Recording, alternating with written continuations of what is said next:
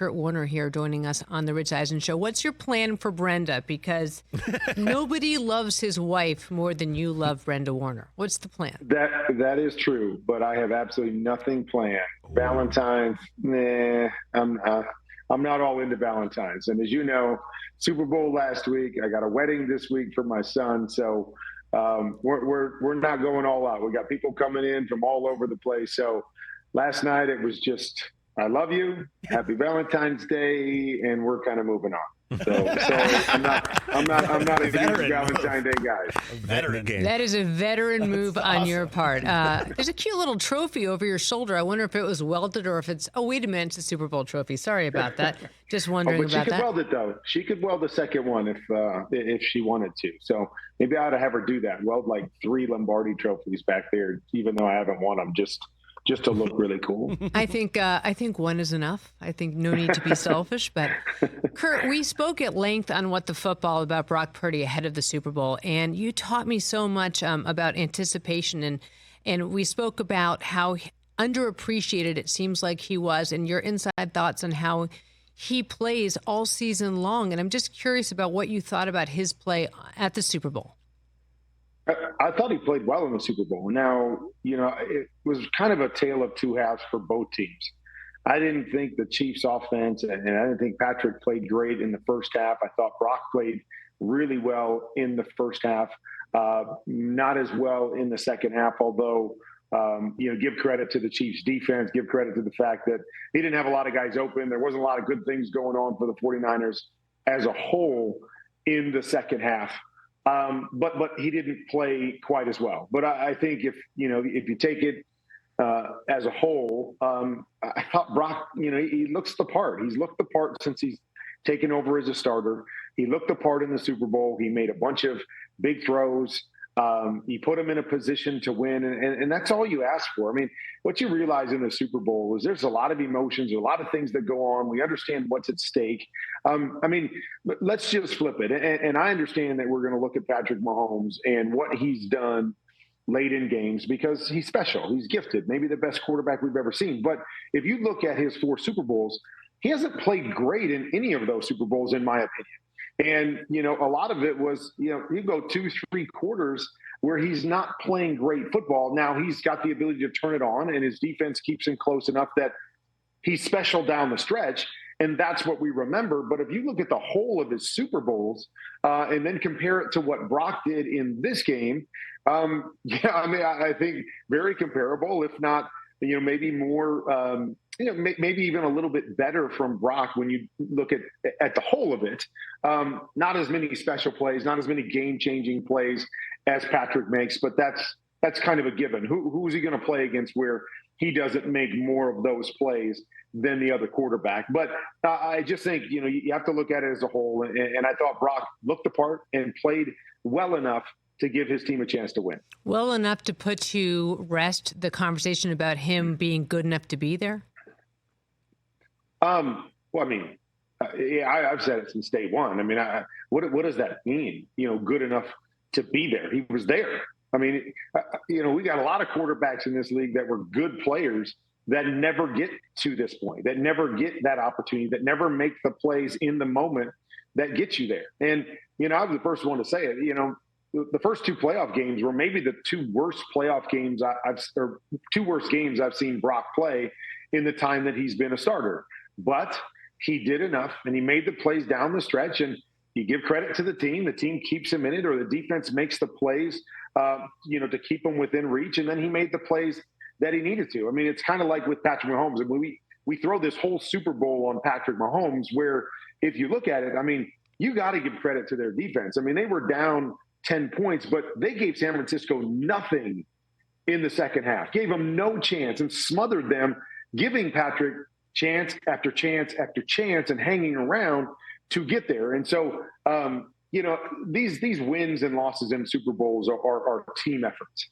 And the bottom line is you got to play well enough to give yourself a chance, and then everybody's got to come along for the party. And then sometimes you've got to make a couple extra plays as the quarterback, because there were a couple things that Brock missed in this game where you say, man, if I could have just had that one back or that one back. But, there was plays all over the place. And bottom line, give yourself a team a chance to win.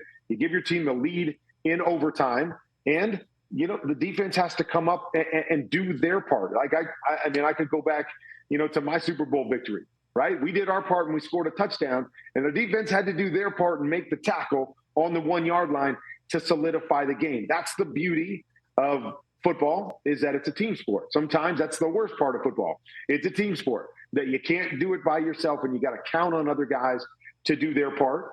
Or sometimes, now I could take another Super Bowl against the Steelers. Sometimes there's just great players on the other side, and those great players make the play or a couple plays, Antonio Holmes, Ben Roethlisberger, and you tip your hat to them and go, man, when it counted, that guy made one more play than we did, or made a special play in that moment to seal the deal. And, that's kind of what it comes down to a lot of times. And you're playing against the best quarterback on the other side. You got to just do everything you can possibly do to try to separate yourself. Kurt Warner joining us here on the Rich Eisen Show. Suzy Shuster in for Rich. You're 3 days removed from calling the Super Bowl on Westwood One. What are your takeaways? I think the takeaway is that it wasn't a great football game, and probably more so offensively, because I'm an offensive guy, for about 3 quarters.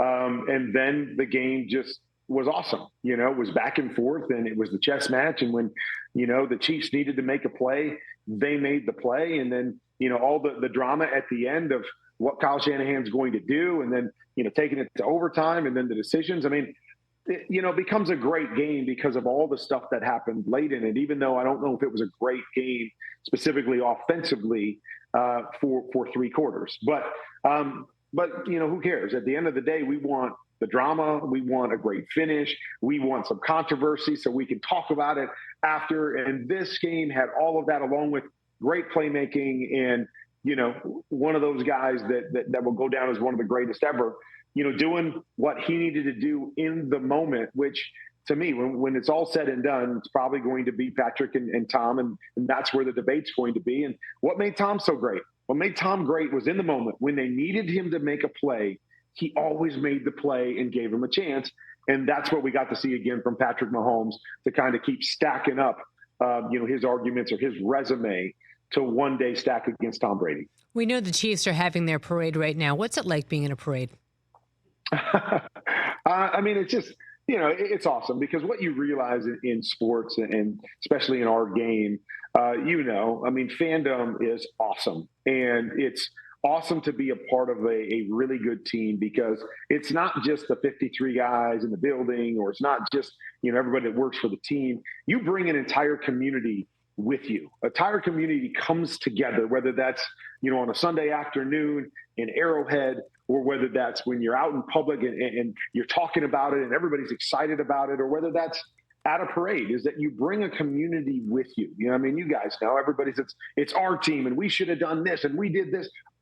That's the beauty of sports, and that's the beauty of our sport, is that it brings our fan base along with us. And that's what the parade is. It's like all of us, we were all in this together. It wasn't just the guys on the field, but it was the fans, the fan base, and the excitement, and the energy, and the community that was brought together by it. And so the parade is that celebration of all of us together, accomplishing something and fighting for one cause, and loving each other, because we're a part of your team and you're a part of our team. And so that, to me, is what the parade was all about. And it was so much fun. And you get hundreds of thousands of people coming down, and everybody just having a great time and celebrating together. Anything crazy happen that you remember?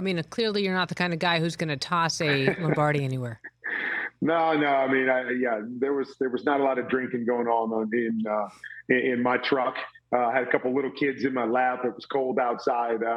It was pretty uneventful from that standpoint. I think just like everything else in our world, the parades have ramped up over the years, and the craziness has ramped up over the years. Fun to see, fun to watch, as long as it's all in control and nothing outrageous happens. But it's your chance to party. As Travis Kelce says, right? You earn their right to party. Let's do it. Let's do it together on parade day.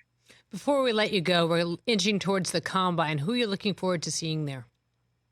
I'm looking forward to seeing all the guys. You know, I love to watch guys compete. I love to watch them come out and throw, and more importantly, you know, try to meet them and connect with them in hopes that if there's a way that I can help them down the road, I'll help them. But you like to see everybody throw in person. I don't get a chance to go to all the pro days, or I don't get a chance to sit down in meetings with these guys. So to rub elbows and talk to them a little bit, build that relationship, watch them throw in person, even though, you know, I'm not a huge combine guy. You don't tell a whole lot from guys throwing against air. But there's a little bit that you can pull from it. And, you know, and I haven't got to see any of these, you know, these top quarterbacks play in person, and we've got a number of them. So I'm excited to see them all go out there and compete. Who are you most curious about? You know, that's a good question. You know, I think I'm curious about all of them because I don't watch a lot of college football because in the NFL season, I'm fully engrossed in the NFL and it takes all my time. But you know, I want to see them all throw first and foremost. You know, because there's a difference between being just a playmaker and being a thrower and understanding how to throw the football. Not just can I throw it from point A to point B, but do I understand how to throw it? And that's usually what I take from the combine is, do you know how to throw the different throws? Are you trying to throw everything like a laser? Are you trying to see how far you can throw a go route? Or do you understand how to throw it and you're trying to complete every throw? And so I want to see that. I want to see the capabilities of all these guys when they make the different kinds of throws and they have the footwork and all of that stuff is what I look for. Kind of the nuance that you were talking about with Brock Purdy. That's kind of the nuance that I watch at the combine. And so I look forward to seeing all of these top guys because they were all great and they all had great seasons in college football. But, you know, what we know is there's great quarterbacks in college football. It doesn't translate to being great at the NFL level. There's average college players that can be great at the NFL level. So not all of that stuff translates. But understanding how to throw the football, I think, is something that always translates. And so that's what I'm looking forward to. And I'm looking forward to watching all these guys throw. TJ, got a quick question? I do. Hey, Kurt. So Rich Brockman and I, we always have this thing we talk about. At the end of the game, when it's all said and done, would you rather be blown out or would you rather lose a tight game? Now, I was driving home from watching the Super Bowl. I was listening to you, and I thought I heard you say that at that point you may have rather have taken the blowout. And that's kind of, Chris and I kind of agree with that sometimes because it feels like when a tight game, you can just second guess everything you've done for the rest of your life. But if you kind of get stomped out earlier, then you know it just wasn't your day. So I'm just wondering, what's a player's perspective on that? Yeah, you know, that was probably more tongue in cheek. You know, but I think bottom line is that I think there's something to if you go into a Super Bowl and the other team's just flat out the better team. Okay, you kind of reserve yourself and go, you know what? Hey, we got here and it was great and we made a run, but the other team was just flat out better than us. And then sometimes when you play a really good game and it goes back and forth and then you lose, you think about it. You're like, oh my gosh, if that one play would have been different or if this would have been different, or we were so close to making history and we lost it on one play here or there. I think that definitely can be more painful because that's what we do as players is when you play close games, you scrutinize everything you do and you beat yourself up over, gosh, why didn't I make that one throw? Or why did I make that decision right there? And those things hang with you. When you get blown out, usually it's kind of just like, yeah, you wipe your hands a bit like, oh, well, whether it wasn't our day or they were just a better team. We can't really scrutinize anything because, you know, there's a million different things that went wrong and sometimes easier to put it aside and move forward. But I think at the end of the day, if I'm playing in the Super Bowl, I want to be in a position to give my team a chance. I want to be in a close game. I want to have an opportunity, and I want to leave going, hey, we could have been Super Bowl champs, you know, kind of like the Arizona game against the Steelers. You score with 2.5 minutes to go. And at the end of the game, it was about great players making plays, but you at least walked off that field going, you know what? We were good enough to be Super Bowl champions. We represented ourselves well in this moment, even though we're not walking away with the trophy. Okay, would you have wanted the ball in your hands then to start overtime? Absolutely not. You know, like for me, in overtime, like I understand, you know, when you say, you know, we want the third possession of the game. But when I go into overtime, there will be no third possession. Like my mentality is not playing for the next possession. Like if we punt on this possession, well, maybe we can win it on the next My mentality is give me the football, tell me what we need to do, and we're going to go do it. Like, we're going to go finish this thing right now. I'm not playing for a second possession in overtime. All those things can make sense. I can understand completely why Kyle would do that and what that would mean. But to me, that's the first part, is the winning mentality. And what I thought was interesting was at the end of the game, well, I mean, we could look at a couple times. San Francisco's down in the red zone tight in the second half, and they go for it on fourth down. Okay, I thought probably should kick right there, take the points. They go for it, then they score a touchdown. Then at the end of the game, they're playing with the win mentality, 3rd and 5. We're throwing the football. We're trying to finish this thing right now. And then you have overtime, and you're going, oh, well, we're going to play for the third possession. And again, not that they were just playing for the third possession, but they're thinking about it completely differently than the way I thought they thought about it during the game was, we're going for it. We are going for it to finish this game and to make plays. But then I thought the mentality changed. And that's the biggest thing to me is mentality-wise, I want to say we're finishing it on the first possession. We're not thinking about anything beyond this is overtime. What do we have to do to not give the other team the football back? And, and the other thing I think of it from strategic standpoint is, we saw San Francisco come out and they get the ball. And in this day and age, you're going to get the ball on the 25-yard line for sure. You're going to have a touchback. So you're going to have to go the long distance. And what I think in those moments is that sometimes when you take the ball first or you give the other team the ball first, they're thinking about it like, okay, we can't make a mistake right here. We've got to play. And you might play a little bit more conservatively from your own 25-yard line. So if you can get a 3-and-out, which almost happened to San Francisco, now you're stealing not only the possession, but you're stealing the field position, which oftentimes can be so huge because when the kickers are as good as they are in this league, if you get stopped on a 3-and-out and you have to punt, then you're 20 yards away from getting an opportunity to win the football game. So even from a strategic field position, kind of the way it plays out, I would want the other team to have the ball first. So they have to play a little bit more tentative. And then more importantly, when the ball gets back in my hands, I know exactly what we have to do to win. And I'm thinking about, we got to get a field goal. We're at least getting a field goal, but I'm thinking about we're getting a touchdown. And if we need a 2-point conversion, we're getting a touchdown or 2-point conversion. And I am not handing the ball back to the other team on the third possession. Last question for you, Kurt Warner, because football season never ends. What should the Bears do at quarterback? I mean, I've been outspoken on this, and and we can sit here and I can, fully buy into that it hasn't been fair with Justin Fields because of the different coordinators and the lack of talent around Justin Fields and all of that stuff. But if I'm making this decision, and I'm the Bears brass, I simply have to ask the question, has he proven to me that he's a franchise quarterback?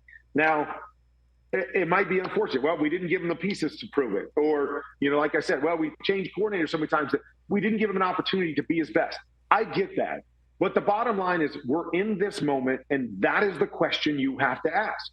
And if the answer to that question is not definitively, yes, we believe he's a franchise quarterback, we have seen him enough to say he's a franchise quarterback, I believe you have to move on. You've got the number 1 pick. There's other quarterbacks out there that, project to be really good. No guarantees, we know that, but project to be really good, that unless you know without a shadow of a doubt that Justin Fields is that guy, I believe you have to go the other route. Because now it's still speculation, and it's still the fact that we're going to have to pay him a big dollar deal, whether he's proven that to us or not. And so I feel like there is only one way to go in this. If the answer to your question is he hasn't proven it yet, not that he isn't going to be that guy or he can't be that guy, but if he hasn't proven it to you yet, I don't believe you can move forward with him and sign him to the big deal when you're sitting in this position that you're sitting in, because you just don't know. There's still too much unknown with Justin Fields to go that route, in my opinion. Kurt, have the greatest wedding. Enjoy every single second of it. Thanks again for being so unselfish with your time. Really appreciate it. You got it. Always a pleasure to be on. Give my love to Bren. Catch the Rich Eisen Show every single day on the Roku channel, 12 to 3 Eastern, for free.